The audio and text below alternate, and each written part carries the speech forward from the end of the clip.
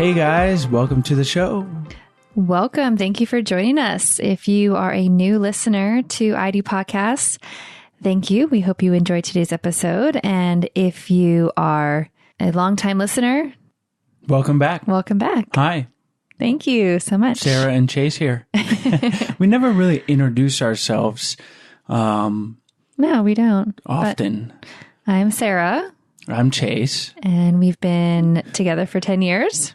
And we've had the podcast for about 4 years. Yeah. And we started it to improve our relationship, get free relationship advice, and share it with you guys. And here we are. Now we got an online course. We have a 3-year-old daughter. Yep. So we're starting a parenting podcast. Yep. Because that's what we do. When we want to learn about something, we're just like, let's start a podcast and learn about it. And interview people about it. We'll find out exactly what we want to know. There we go. From the experts.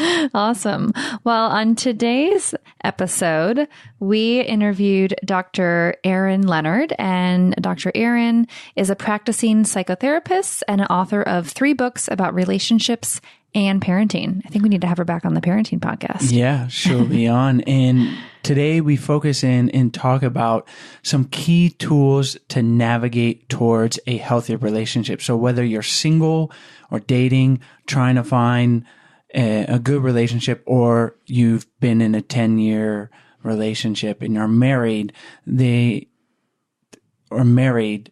today's episode has some great specific tools to use, such as how to be accountable and say you're sorry.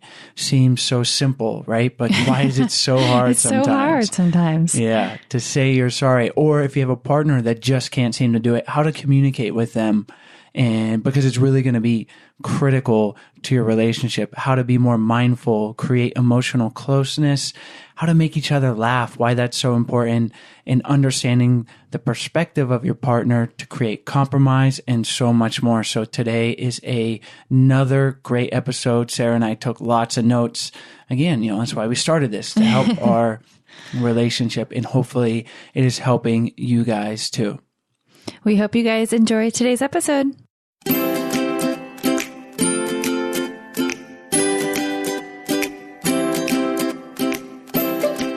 Hi, Dr. Erin. Thanks so much for joining us today.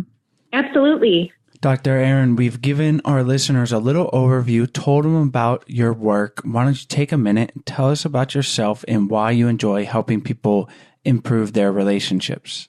I am a psychotherapist. I function in a private practice, and I'm also a writer for Psychology Today. I'm a mom of twins, 10 years old, and I love being a mom. I think that our relationships are the most important aspect of our lives, and I think when our relationships, especially with the people that we are supposed to be close to, spouses, children, partners, immediate family members. When those relationships are healthy and fruitful, and when those relationships thrive, we really experience a lot of joy. And we also experience a lot of comfort.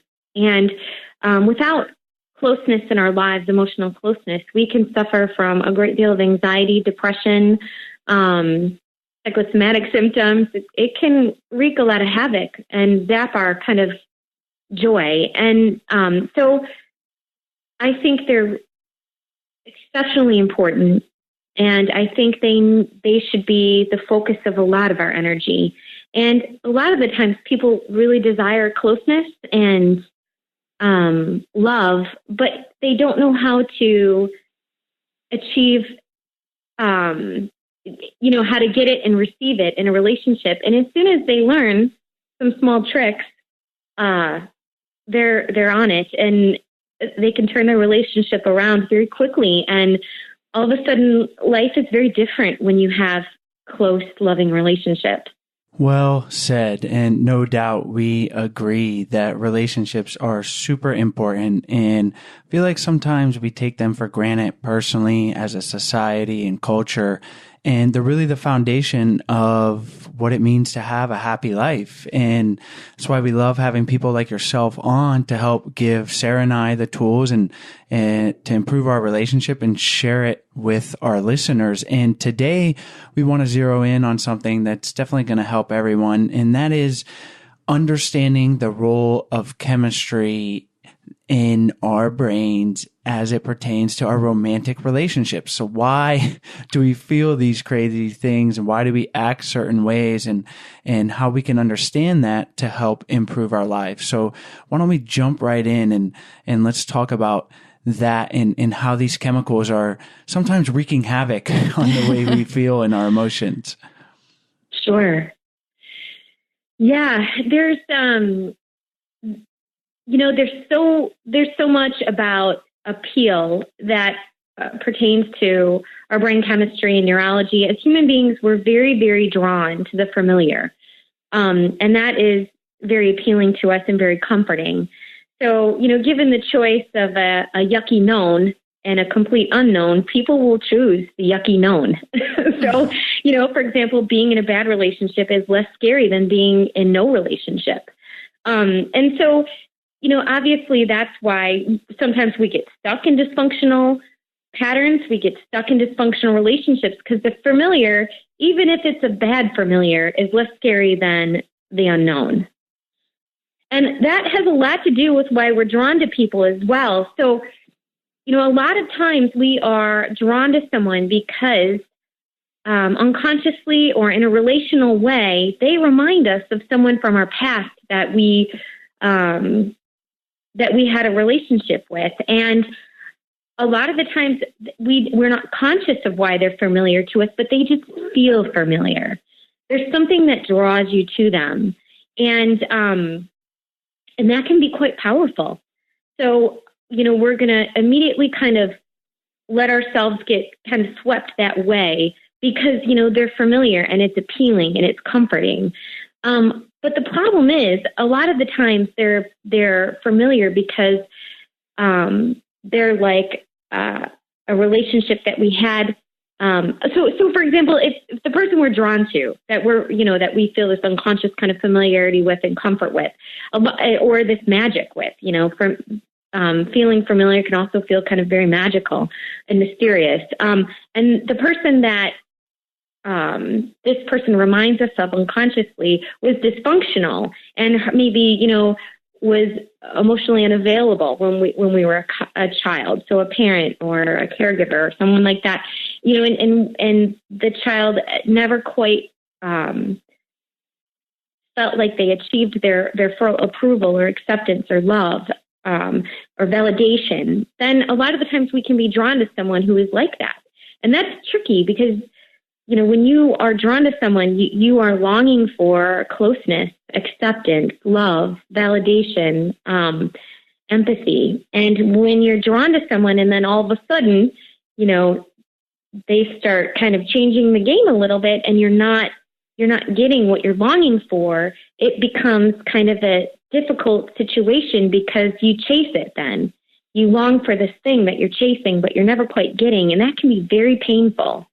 We can certainly get caught in these, I don't want to call them traps, but these patterns, and we're so complicated. And what you're touching on is like this deep rooted chemistry in the brain that, based on our childhoods and the way we interact with probably our parents most of the time as the primary figures, is going to shape how we form relationship later in life. And there's all sorts of examples of this spectrum, and they can be negative, where your parent didn't show you the love, and so then you're creating those same kind of patterns in your adult relationship, or they could be positive. So how can someone listening get out of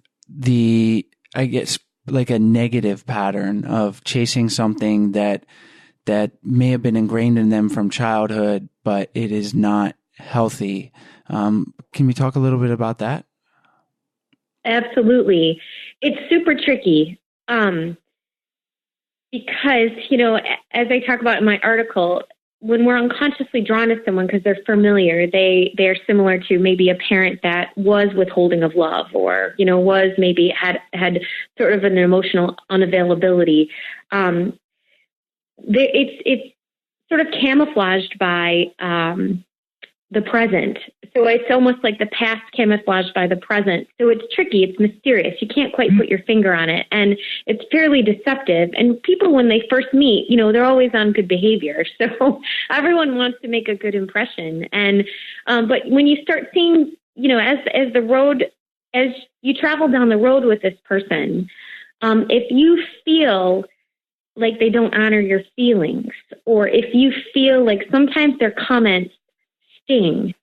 So just to stay on that note for a minute, there's such a thing as constructive criticism. Someone who supportively tells you, I think this essay is great. I love it. I love the content, but you have a spelling error down there, as opposed to, this is horrible. How could you even submit such a thing? This is terrible. So the way that someone provides a critique is really important. So if someone gives you constructive criticism, and really it feels empowering, and they say a positive thing before they tell you something that you need to work on, that's a good sign. But if someone is continually kind of giving you, putting you down, and it's not constructive, or they're degrading you in ways that so when a comment stings, it's usually because it's sort of a put down, but it's disguised as either a joke or kind of a weird compliment, or kind of a backhanded comment. So they cause they sting, they cause a lot of confusion, and you walk away kind of going, wait, I don't understand. What was that? And then when you think about it, you think, well, that wasn't very fair. And if you come back to this person and you talk about it, this person will either deny it or tell you that you have the issue or something like that. So if that sort of scenario starts to happen in your relationship, it might be a big red flag. The other thing is, another red flag is if a person, so in a relationship, providing empathy for your partner is really the key. And, I think a lot of the times we care so much about our partners, and we want to fix their problems because we want to help them feel better.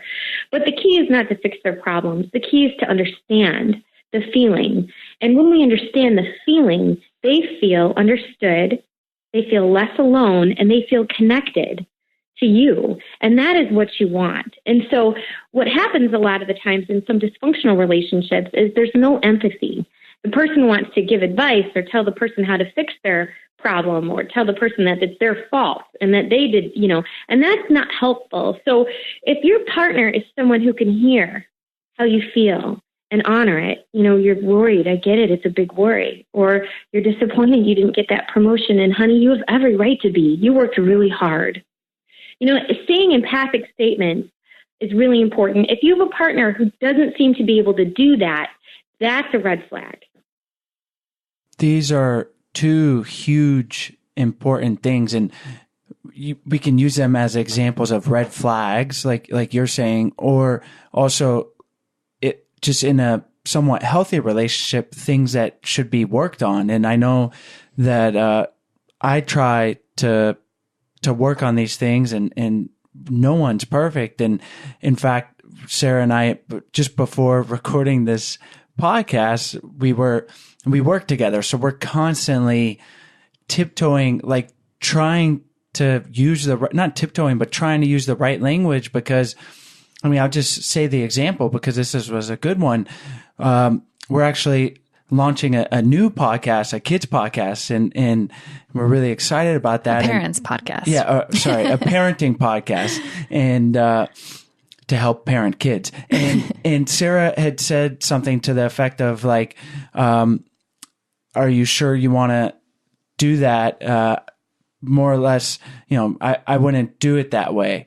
And along those terms, the way it made me feel was that like I was being parented. And it's amazing how the statements from our partner can trigger these feelings. Like I just immediately just did not like, and she wasn't yelling at me or she wasn't being overly critical, but it just felt like she didn't think that I could handle the situation. And so she was inserting herself and trying to give advice and be helpful. And this isn't a criticism of Sarah, but then I said, well, I felt triggered, and then we tried to navigate that. And I said, maybe next time, what we came to is like, maybe next time you can start by saying a positive, like you just said, like, oh, that's good that we're going in that direction and you're trying to get this guest on the show. But do you think that maybe we should discuss if this is the direction the podcast is going to go? And it's the same idea, but I wouldn't have been triggered and the dialogue would have just been a lot better. So, it's just. Absolutely. And that's a great rule of thumb. And I try and, recommend that as much as possible. If you are going to give a criticism or if you're going to confront or if you're going to talk about a tough issue, starting with the positive is extremely important. And saying something like, great idea, hun. I think that's wonderful. What if we tweaked it in this way? What do you think about that? And that's a lot different than some of the things we find ourselves saying. And if you start with a positive, it really sets the tone for collaboration. And I completely agree. And one thing I also think that we struggle with, and our listeners who maybe have their own businesses or work closely with their partners, is managing that work relationship that's separate from their romantic relationship. Sometimes that's the biggest thing that we struggle with is communicating, like we would communicate with another coworker instead of our partner. So really focusing on that too, and keeping that always in the back of our heads when we're talking and communicating with each other. Absolutely. It's a really tough line to walk when you work with someone that you are in a romantic relationship with. It's really probably the toughest relational situation. And it sounds like you guys are doing great. And missteps and miscommunications happen so often in a relationship. And as long as they're aired out and talked about and there's a productive resolution, that's the most important thing. And I think that's important for people to know too. If there's a conflict in the relationship and it's talked about and eventually resolved, and both people feel positively about the resolution, that is a huge green flag.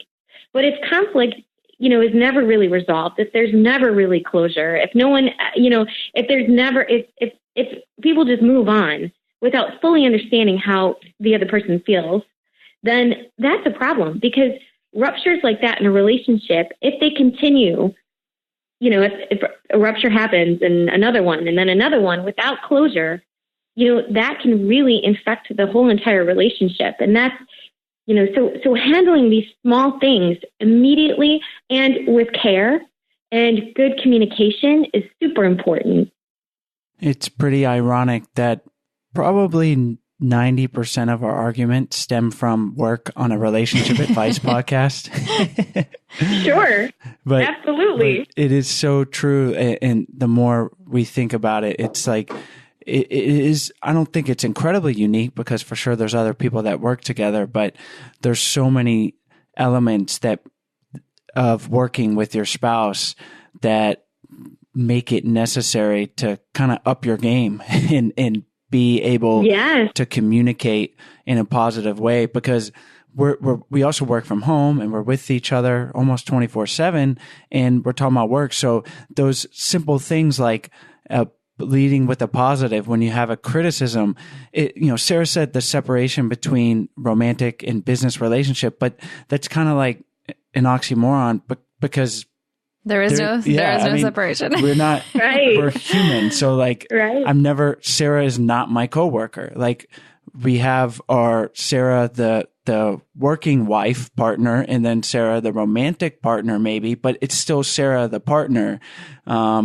So Right. it is interesting, and it makes us better for it, that we're better able to communicate, or sometimes, I mean, but it's really funny because we say it all the time, but we use the tools that we learn on this podcast, and we constantly need to be reminded though too, and remind ourselves, because we don't come out of the womb with the ability to communicate perfectly with other people. That's why relationships are hard, among other things. So, Right.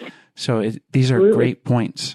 Mm-hmm. So we talked about the constructive criticism and making sure you are not always trying to fix your partner's problems, using empathy. What are some other things that we need to understand in order to navigate our relationship?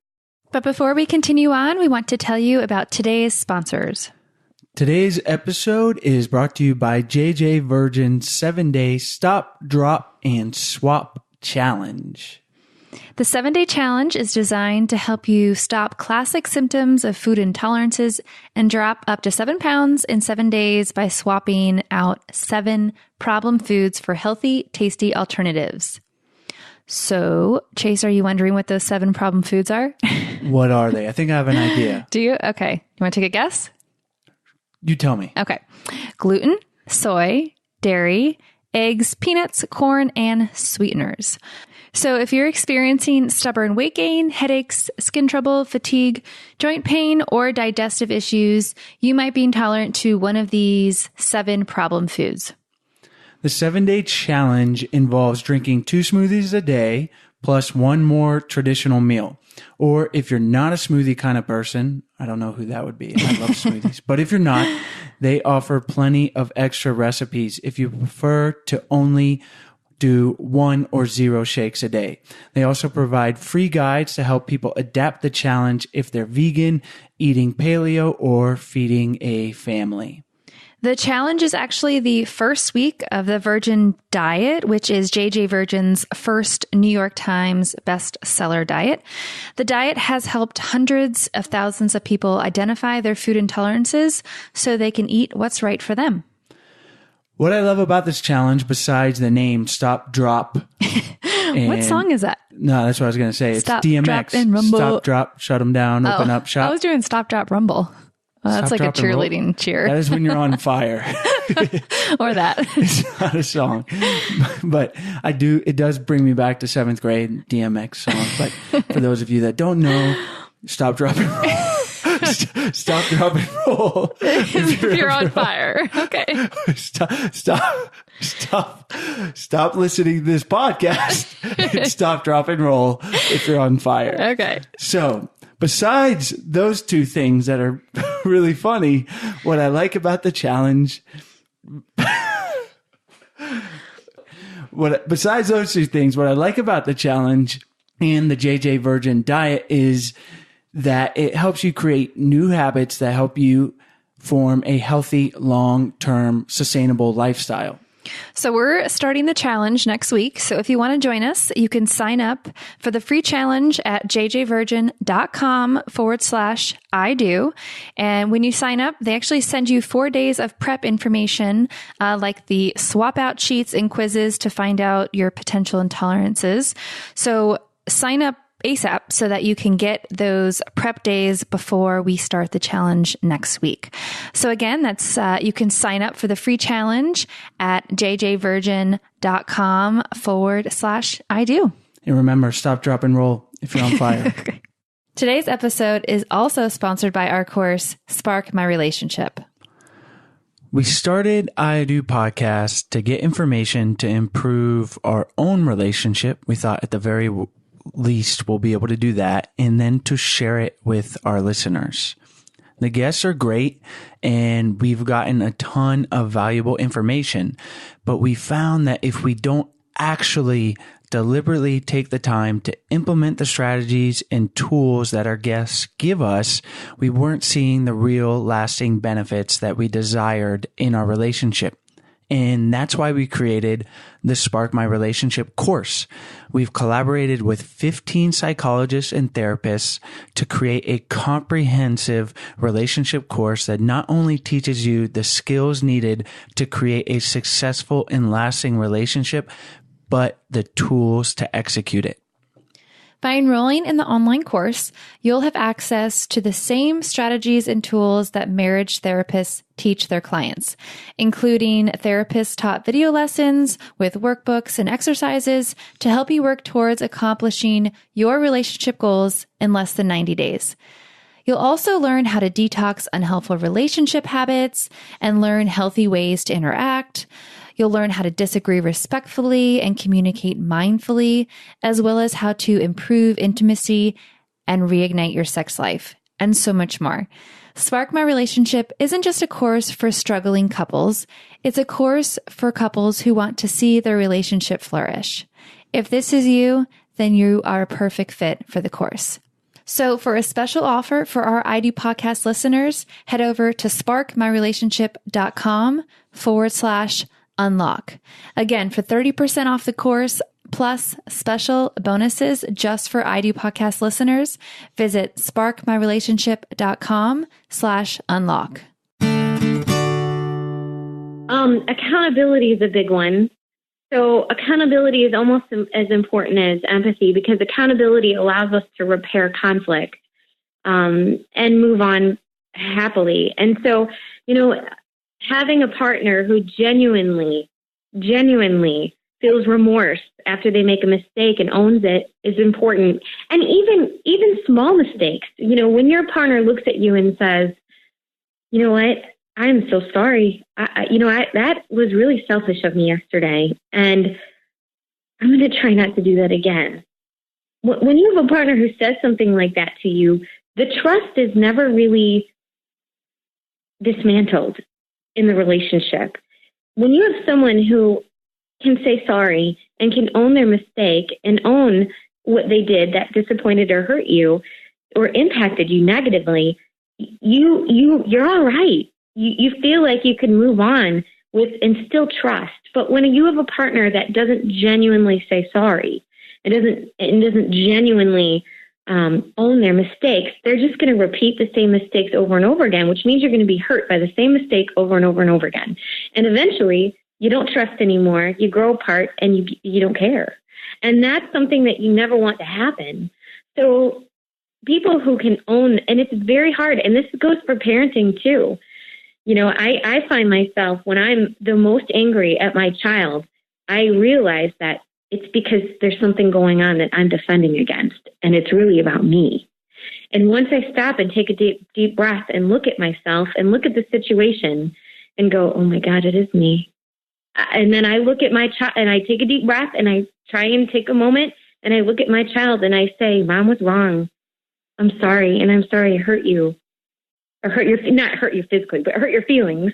The child, the same thing happens with your child. The trust is not broken down. The trust remains. They love you. They talk to you, and you move on feeling closer. And that child then will say sorry to you when you need them to. And people say to me all the time, why doesn't my kid say sorry? Why aren't they accountable? Well, are you accountable in the relationship? Because that's where they learn how to say sorry, is the experience of having their parents say sorry. Do you have any tips for maybe walking somebody through that situation? Because I know there's so many times where you should say sorry, but maybe you have a hard time saying it, or just, I don't know, that it doesn't feel smooth or like the right timing. Do you have any tips for that? Yeah, absolutely. So I think a couple of things. One thing that prevents us from being accountable is that we don't want to own the whole fight. We don't, you have a fight, it gets ugly. People say things that they shouldn't have, it's part of being a human being.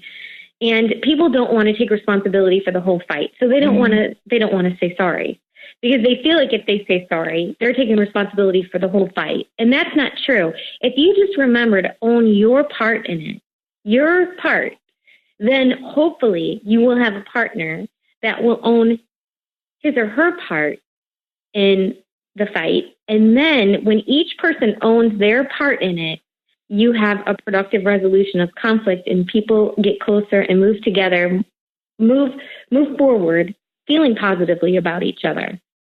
But if you're the partner who only owns their part, and your partner never, ever, ever owns their part, then you're in trouble.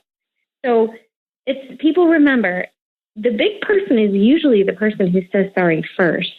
And it makes you vulnerable, so it's scary. And but if you just own your part and you say sorry first, hopefully you will be with a partner who will then own their stuff and their part in it, and then you can move forward productively and learn from it. The other thing I think that prevents people from saying sorry is so when people feel really intensely over a disagreement or an argument, a lot of the times it's because they're defending against something. So when people get very, very defensive, it's very hard for them to become vulnerable.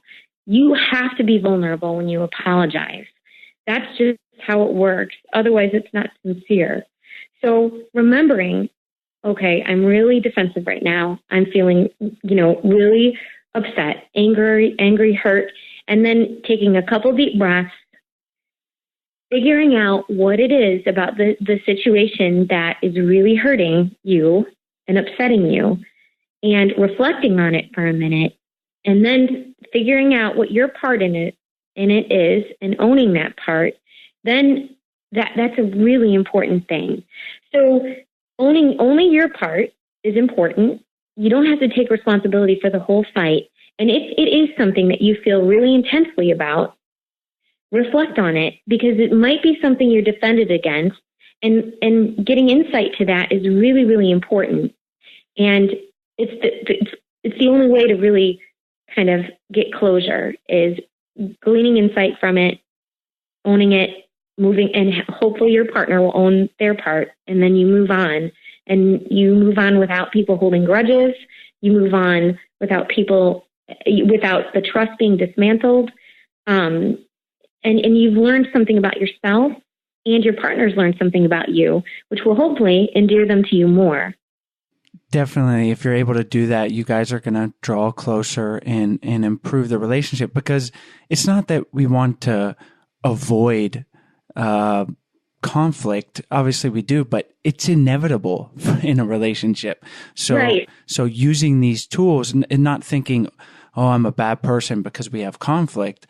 It's like, it's going to happen. It's using these tools, having the ability to say sorry, and then knowing that that's going to come from your partner. It's important. And being mindful. You mentioned, taking a breath and taking things in and being vulnerable. To me, those are all things that the more mindful and present and aware you are, the easier that's going to be, rather than, you're hot-headed, there's an argument, and saying sorry is the last thing on your mind. But if you take a moment to step back, think about your partner, think about what you said, and it's going to be valuable and a lot easier, I'm sure, to be able to say that you're sorry. Right. And sometimes when we're in the heat of battle, it's hard to be mindful. And so some easy tips are deep breaths and get outside. If you can get outside on your deck and take 4 deep breaths, I guarantee it will help you that the intense feelings will dissipate a little bit, and you go back inside and you've gained a little bit of perspective, because you've really calmed yourself down and become mindful. So people underestimate the power of the outdoors, but it's very healing to get outside in the fresh air for a minute. So even if you have to break away from the argument and, go get the mail, and take 20 steps outside and 20 steps back in the house, and you're going to feel differently. You're going to feel better when you get back in the house. And so deep breathing, getting outside, getting 2 fresh, deep breaths of fresh air, those things help. And and it can sometimes take the edge off long enough for you to get perspective.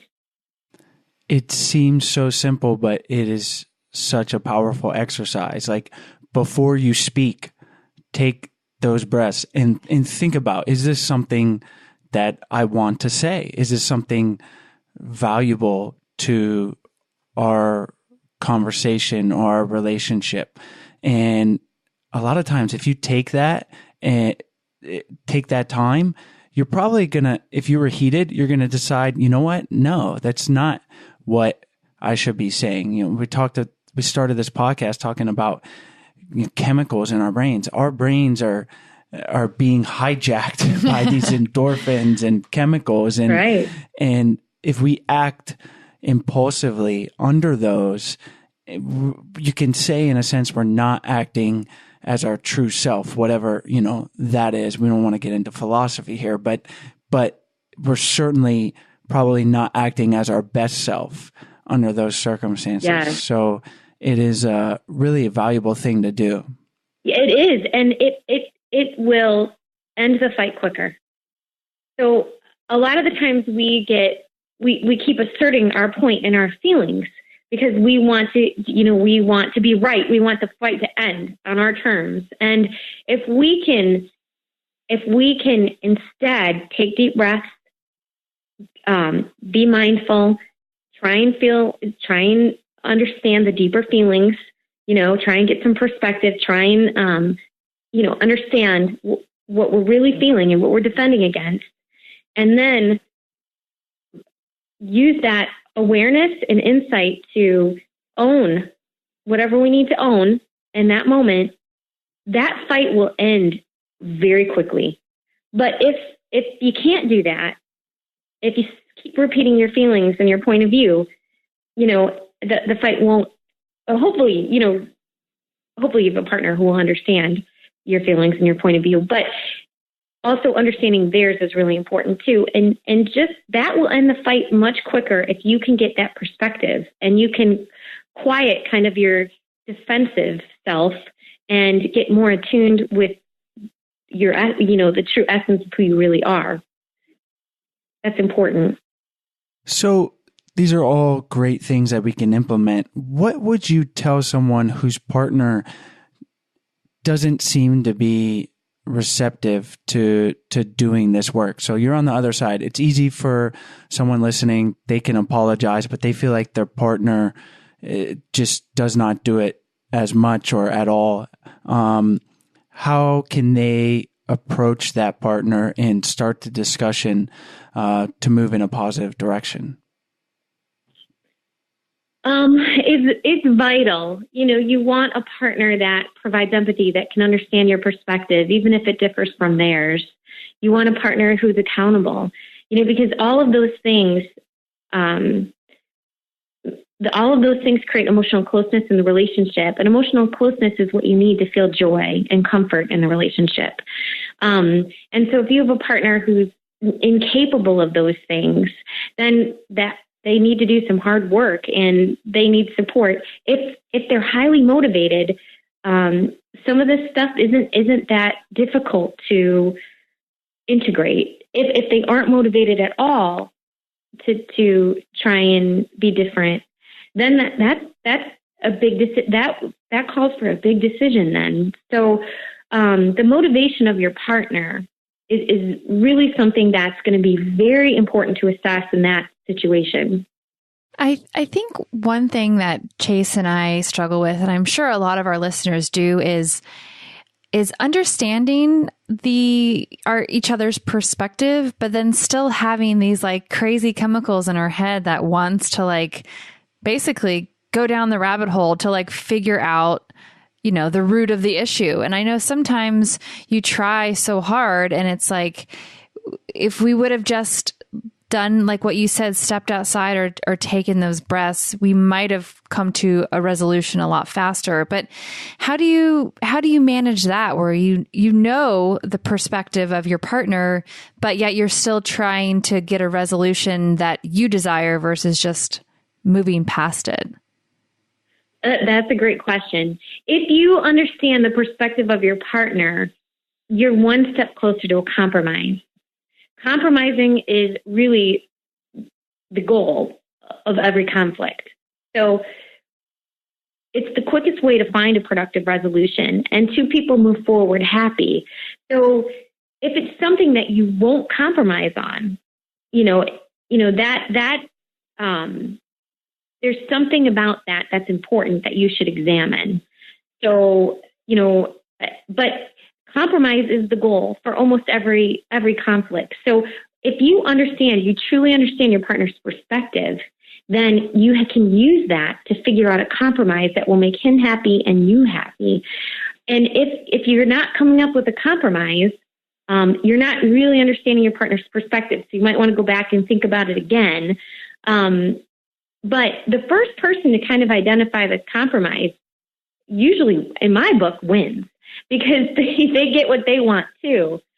So I'm trying to think of an example, but if both people can bend just a little, then you have a compromise that makes both people happy. And that's super important. Flexibility in a relationship is important. Now, you don't always want to be the one bending, and your partner never does. He always gets his way, or she always gets her way. That's a huge red flag. But a fight or a conflict should never win with a winner or a loser. It should always win with a compromise. It should always win. Your fight should, in your relationship, should always end with two winners, not one winner and one loser.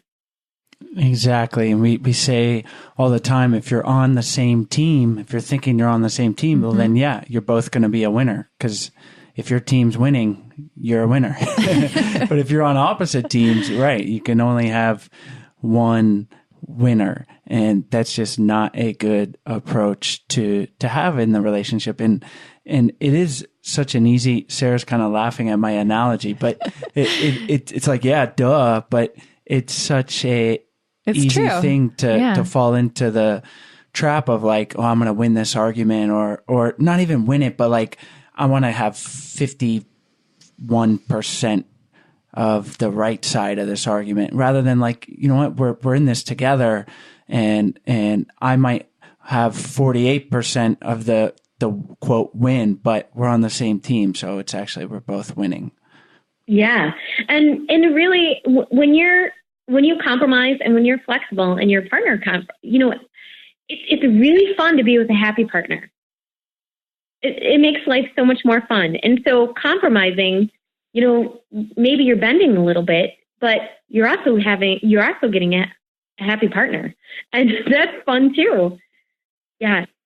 Conflict shouldn't be a power struggle. It should definitely be a very creative and thought-provoking activity. And it's a balance. And you have certainly given us and our listeners a lot of great tools to work towards striking that balance. And it's a constant thing that we have to work on. Like I said, it doesn't just happen automatically. So these are going to be some great tools, Dr. Erin. Are there any other things that we should hit on before we wrap up here?